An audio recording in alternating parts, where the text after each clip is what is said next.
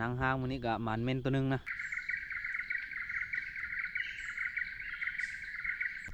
ถือว่าโอเคมาแล้วตัวนึง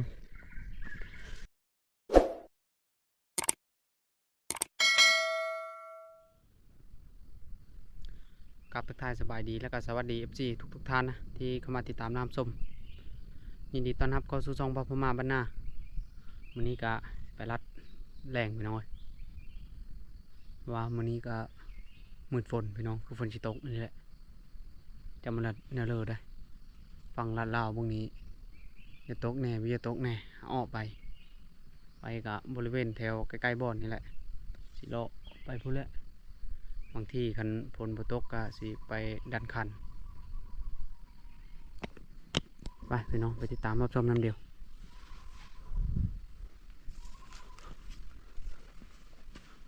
ว่ามันเฉพาะหมูใหญ่อีได้ในพันน้อยคือเฮานี่มักพอแต่ตัวใหญ่พอตัวใหญ่หาบิได้แล้วได้แต่พอไอเชื่อกับมันบิลงนะโอ้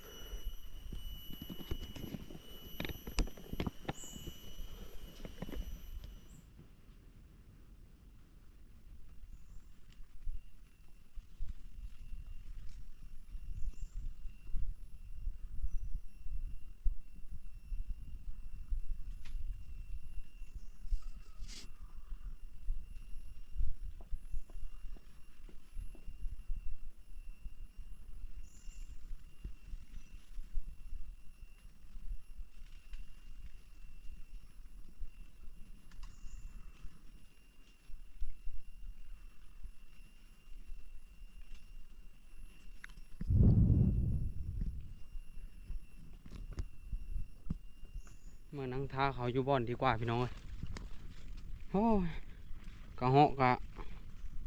ได้ยิงนะพี่เถอะเป็นนำอาวุธขึ้นฮอดอาวุธเจ้าของอยู่แต่เฮิร์ดเลยบ่ได้เลิงอาวุธนี่โอ้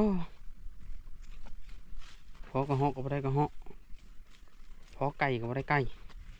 พอหมูก็บ่ได้หมูขึ้นฮอดอาวุธเจ้าของจ้อยๆเลย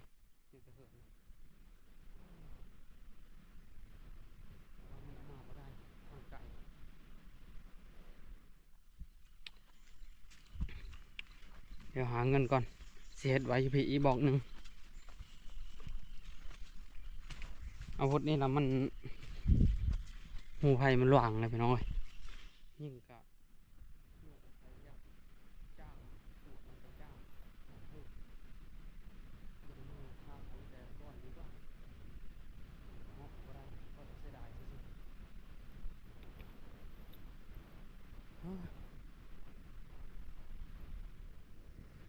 ก็ได้รอบมาฮอตบอลเลยพี่น้องทีมงานกับพี่ทันได้มาเลย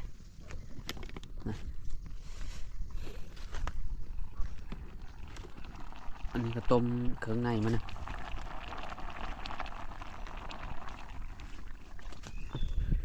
สุกแล้วบ่เนาะนะแห้งแล้วบ่เนาะนี่ย่างไว้มาพึ่มาพีนมานี่พี่น้อย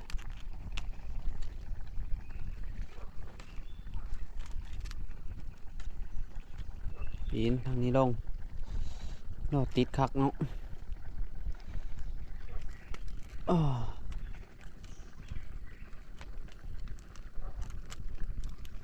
นี่เลิง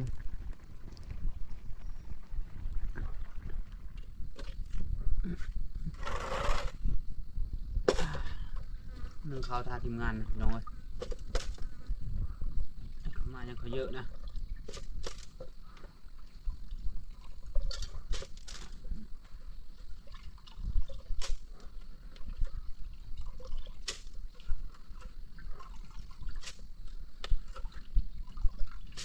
ดก็โหดเล็กได้คักขนาดเลยคู่คือว่าเกตนี้นี่ยอมรับว่าหมูทางหมูป่าหลายพี่น้อย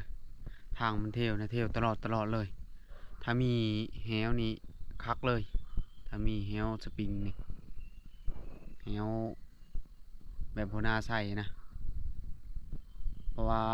มันเที่ยวตลอดนะคอยไปมื้อนี้ก็เลาะไปยิงกระเหาะนี่ก็เห็นทางมัน แล้วก็โตคอยนำนะเนี่ยมันไปตามทางเลยพี่น้องเอ้ยทางเป็นแปลนอยู่เที่ยวตลอดหมูนะถ้าไปใส่แฮวนะบ่พลาดคือก็ถ้าเห็นกับตัวใหญ่เลยพี่น้องเอ้ยหมูนะคือค่อยพบมาแหละเห็นกับโอ้ยอมรับว่าใหญ่เลยใหญ่จนไม้กระบังค่อยนี้เอาไปลงขึ้นเบิ้งฉะนั้นแหละความใหญ่นะนี่ก็จะค้ำเลยถ้าได้ตัวนั้นนี่เนื้อเลยนะคอยจนจังแนวเว้าเลย ถ้าคอยยิงลงนะ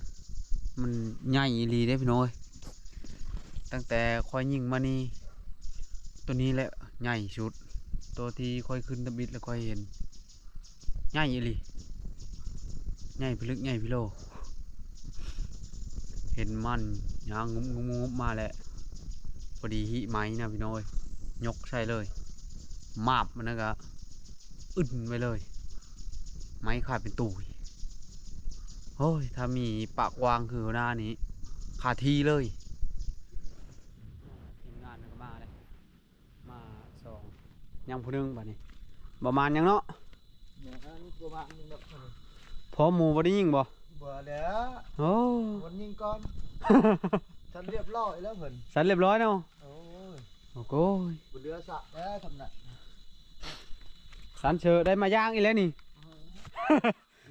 หรือตัดโหตัดหางอีบ่ แล้วมา30ปลายโล โอ้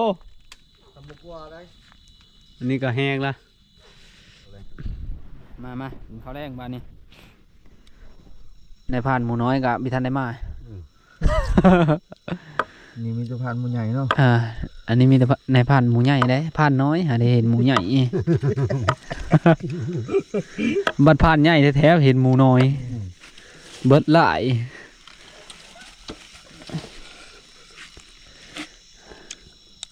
คือว่าพันใหญ่พอหมูใหญ่เนาะนึกว่าผ่านใหญ่แล้วเนาะพอหมูใหญ่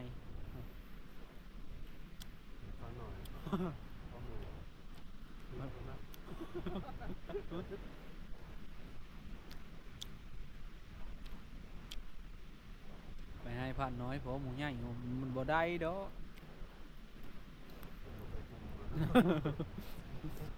แม่คนละเบอร์เนาะ ผมบ่ได้ชัดบ่หมูตัวนั้น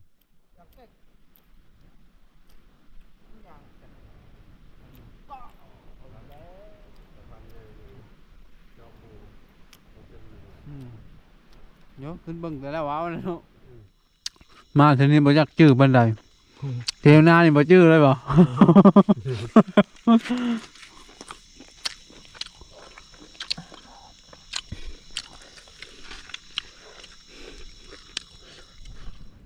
นั่งห้างก่อนพี่น้อง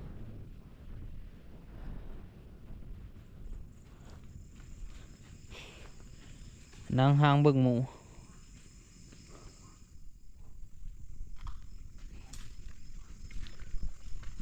บาทนี่และในผ่านเป็นไปส่งไปนั่งห้างน้ำลุงนะ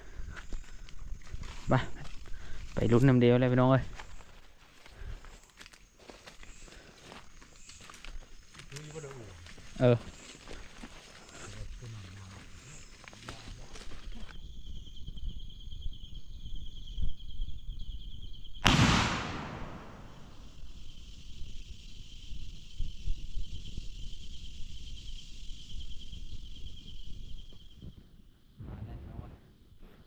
นั่งห้างมันนี้ก็หมันเม่นตัวนึงนะถือว่าโอเคแล้วได้ชิมเมอร์คั่วแล้วบ้านี้วันนี้พี่น้องคุณไปแก้อูนะเนาะมงคอยนอนนี้นะลุงนอนพี่แหละ ตอนนี้ก็แจ้งแล้วพี่น้องจะได้เก็บเคิงนายพรานเพิ่นสิลงไปส่งกันกินอยู่แต่บ้านนะลงไปส่งเม่นให้เขาเพราะว่าเฮาสิย้ายทับเด้ย้ายทับไปทางใหม่สิเอาเม่นลงไปให้เขาคั่วอยู่แต่บ้านเลยพี่น้องเอ้ยโอ้จี้เลยเนาะเก็บอันนี้ เด้งใส่สอบคนนี่ เอาเพิ่นก็สิมาส่งอาหารพี่น้องเอ้ยมาส่งคนทางบ้านเพิ่นแหละมาส่งปลาเมียนให้เขาคั่วไว้ท่าเมาก็สิไปหาลัดเช้าต่อเมื่อคืนนี้ก็ถือว่ามานอยู่ได้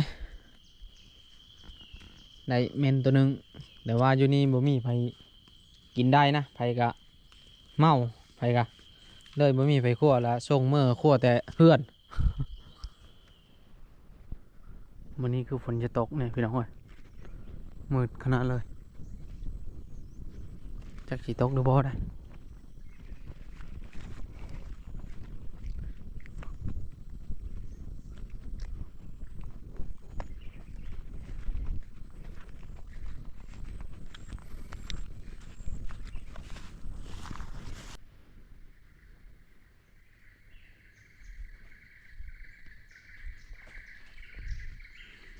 นกเขากินมาให้พี่น้อง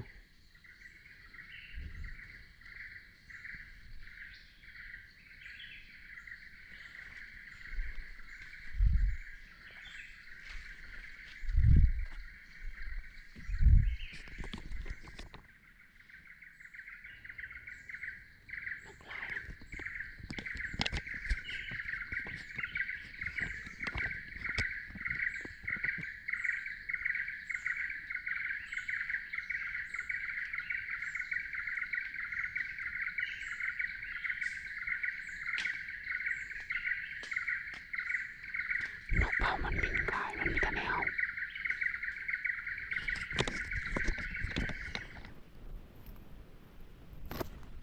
เรียบร้อยเนาะกระเหาะนะตัวนึง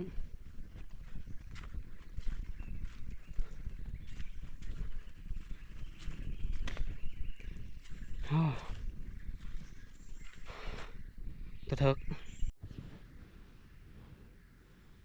รุ่นเมาได้กระเหาะอยู่พี่น้องเลย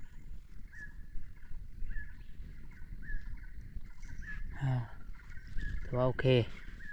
มาแล้วตัวนึงกระเหาะพี่น้องเลย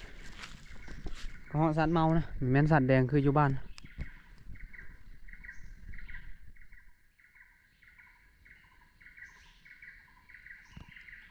นกเป่ากับเขาหลายอยู่มันเอามากินมาให้นี่เห็นกระเหาะจัดกระเหาะก่อนมันไต่มาปุ๊บนี้แหละเรามาบ่อนนะพี่น้อง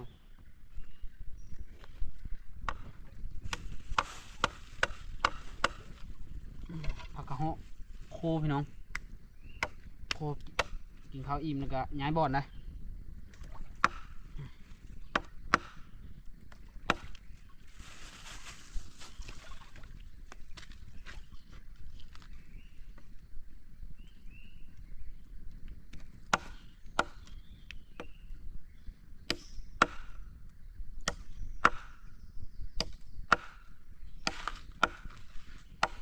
เป็นไรด้วยนี่ว่าจับหมูมาเสียงจุดนั้น มาคั่วก่อนพี่น้องคั่วให้มันสุกก่อนยังเสิร์ฟน้ำนะ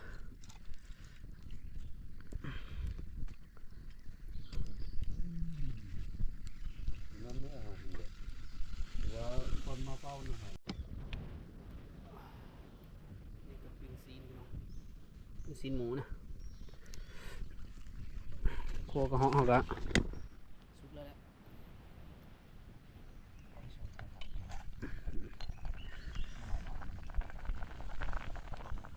สุกแล้วเลยต้องบิดเป็นคั่วต่อมาเป็นต้มพอได้สดน้ำ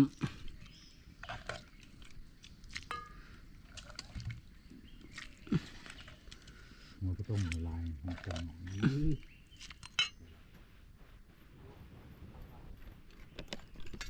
โคกเหาะ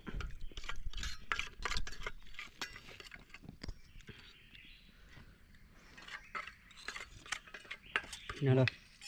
จางหรือเข้ม พัดแรกพอหอม ยัง ใช่ไหม น้องเลยนะมันจะไปเลยเอานะถ่ายด้วยนะว่าสิปลูกพี่ชักไปกับเบ็ดกินด้วยกินเหงาตายไม่ปลูกจ้ะมาถึงนาก็ได้กินกัน ไปเมื่อกี้นี่พอหมูบ่ลุงง่ายบ่ หาศอกแล้ว โอ้ เป็นไรคือบ่ได้หาม ไอ้บอก ขาล่ำมีละ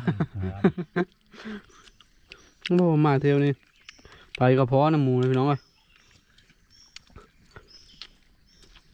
อาวุธบ่ได้ใจ